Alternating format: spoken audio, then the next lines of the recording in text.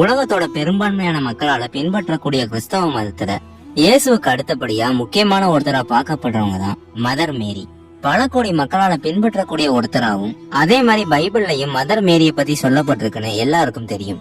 ஆனா பலருக்கும் தெரியாத விஷயம், மதர் மேரிய பத்தி பைபிள்ல மட்டும் இல்லாம குரான்லயும் சொல்லப்பட்டிருக்கு. சொல்ல போனா மதர் மேரிய பத்தி நமக்கு தெரியாத பல விஷயங்கள் பைபிளை விட இன்னும் அதிகமா குரான்ல இருக்கு. எந்த அளவுக்குன்னா இஸ்லாம் மார்க்கத்துடைய முக்கியமான ஒரு பெண்ணா மதர் மேரி தான் இருக்காங்க.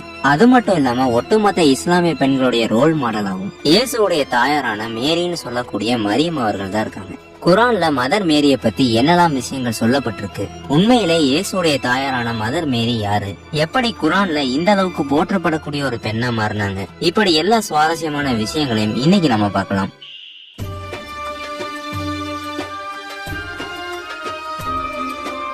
கிறிஸ்தவத்துல மேரின்னு அழைக்கப்படும் இயேசுடைய தாயார் தான் இஸ்லாம்ல மரியம் அழைக்கப்படுறாங்க. இந்த மரியம் அவர்களுடைய பிறப்பே ஆச்சரியப்படக்கூடிய ஒன்னாதான் இருக்கும். இம்ரான் ஹன்னாங்கிற இருவருக்கும் பல வருடங்களாகி வயதானவர்கள் ஆகிற வரைக்குமே குழந்தையே இல்லாம தான் இருந்தது. இப்படி இருக்கும்போது ஒரு நாள் மரத்து மேல இருந்த ஒரு பறவை தன்னுடைய குழந்தைகளுக்கு உணவளிக்கிறத பார்த்து ஹன்னாங்கிற அந்த பெண் தனக்கு ஒரு குழந்தை இல்லாம போயிருச்சேன்னு ரொம்பவும் வருத்தப்படுறாங்க. இதுக்கப்புறம் இம்ரானும் ஹன்னாவும் பல முறை கடவுள்கிட்ட தங்களுக்கு ஒரு குழந்தை வேணும்னு கேட்டுக்கிட்டே இருந்தாங்க. கடைசியா கடவுளும் இந்த வேண்டுகோளை ஏத்துக்கிட்டு கொஞ்ச நாளே ஹன்னாவும் கர்ப்பமாகறாங்க. அப்ப அவங்க இறைவன் கிட்ட ஒரு வாக்கு கொடுக்கறாங்க. பிறக்க போற என்னுடைய குழந்தைய இறைவனை வழிபடுறதுக்காக மட்டுமே அர்ப்பணிக்கிறேன்னு வாக்கு தராங்க.